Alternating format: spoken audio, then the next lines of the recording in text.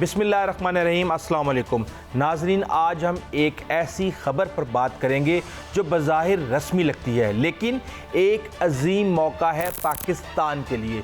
अगर गौर करें तो ये आने वाले वक्तों का तारुफ है। पाकिस्तान को इस महीने के लिए अक़वाम मुत्तहिदा की सलामती कौंसिल की सदारत मिल गई है। जी हाँ, और सदारत मिलते ही पाकिस्तान ने एक बड़ा धमाका कर दिया है। इसके बारे में मैं आपको बताता हूँ। ये सदारत हर माह रोटेशन के तहत किसी न किसी गैर मुस्तकिल रुकन ममालिक को मिलती है और इस माह पाकिस्तान की बारी है। लेकिन नाजरीन, बात सिर्फ बारी की नहीं, बात है हालात की, माहौल की, वक्त की, नज़ाकत की और उस इम्कान की जो आज हमारे दरवाज़े पर दस्तक दे रहा है।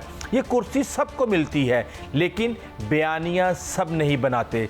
सलामती कौंसिल में 15 ममालिक होते हैं, 5 मुस्तकिल और 10 गैर मुस्तकिल। हर महीने इनमें से एक गैर मुस्तकिल मुल्क सदारत संभालता है। इजलास बुलाने, एजेंडा तरतीब देने और मुबाहिस को मोड़ देने की महदूद मगर मौसर ताकत के साथ, और पाकिस्तान ने ये ताकत इस्तेमाल करना शुरू कर दी है।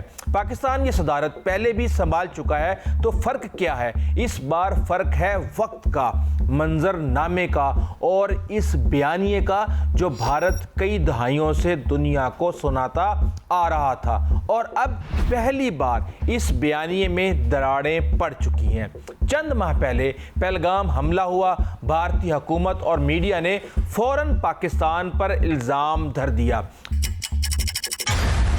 नारे लगना शुरू हो गए कि सर्जिकल स्ट्राइक की तैयारी करो, दहशतगर्दों को सबक सिखाओ, पाकिस्तान फिर बेनकाब। ऐसा तासुर दिया गया जैसे सब कुछ पहले से तय था, और शायद वाकई था। ये तयशुदा तो था, मगर भारत की तरफ से, क्योंकि ना कोई आज़ाद इंक्वायरी हुई, ना आलमी मुबस्सरीन को रसाई मिली और ना कोई वीडियो या फुटेज दिखाई गई। भारतीय शोर पर दुनिया खामोश ज़रूर थी, लेकिन इस बार अंधी नहीं, क्योंकि भारत का माजी बताता है कि झूठ बोलना इसका वतीरा है। याद कीजिए, 2001 में भारतीय पार्लियामेंट पर हमला, 2008 में बम्बई हमले, 2016 में उड़ी अटैक, 2019 में पुलवामा अटैक और फिर पहलगाम हमला। हर वाक़े के बाद वही मंजरनामा देखने को मिलता था।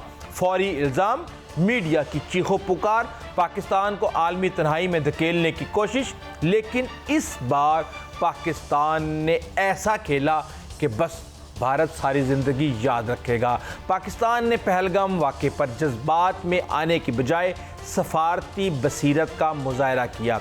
डिसइंफो लैब की रिपोर्ट, भारतीय एंकर्स के लीक ऑडियो क्लिप्स और अफ़गानिस्तान में भारत के खुफिया नेटवर्क्स सबके सामने रखे गए। ना फौरी रद्द-ए-अमल, ना मीडिया की चीखो पुकार, बल्कि अक़वाम मुत्तहिदा में खामोश ब्रीफिंग्स दी गई।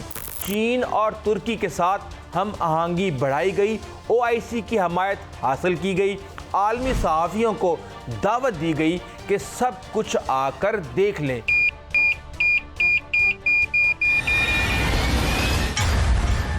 ये वही पाकिस्तान है जिसे भारत हमेशा तन्हा दिखाना चाहता था, लेकिन आज वही पाकिस्तान सलामती कौंसिल के स्टेज पर बैठा है और सदारत के स्टेज पर बैठा है। अब असल सवाल ये है कि हम इस कुर्सी का क्या करेंगे। सलामती कौंसिल की सदारत अलामती हो सकती है, लेकिन इसकी ताकत इस वक्त 2 गुना हो जाती है जब खित्ते में तनाव हो, आलमी मीडिया किसी तनाज़े को लेकर मतवज्जा हो और सदारत रखने वाला मुल्क मुतासिर फरीक हो। अब पाकिस्तान के पास ये इख्तियार है कि कश्मीर पर ओपन डिबेट की दरख्वास्त करे, गज़ा के मामले पर एमरजेंसी इजलास बुलाए, भारत की आबी जारियत को माहौलियाती ख़तरा करार दे, या इस्लामोफोबिया पर बाकायदा अक़वाम मुत्तहिदा की पोजीशन बनवाए। लेकिन सवाल ये है कि क्या हम ये सब कर पाएंगे?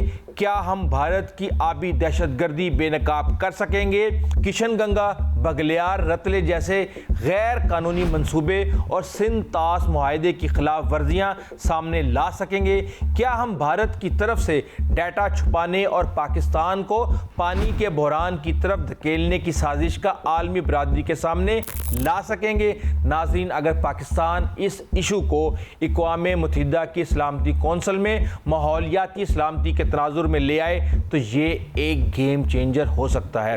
भारत कुछ अरसे पहले तक जिस पोजीशन में था वो अब छिन चुकी है। पहले वो आलमी कुव्वतों का लाडला था जिसे वो इलाकाई थानेदार बनाने पर तुले बैठे थे। यही भारत था जो अमेरिका का लॉन्ग टर्म इत्तेहादी बनकर औकात से बाहर हो चुका था। लेकिन आज क्वाड का एक इजलास हुआ और उसके अंदर वो पाकिस्तान के खिलाफ मुजम्मत नहीं डलवा सका। इससे बड़ी इसकी नाकामी नहीं हो सकती।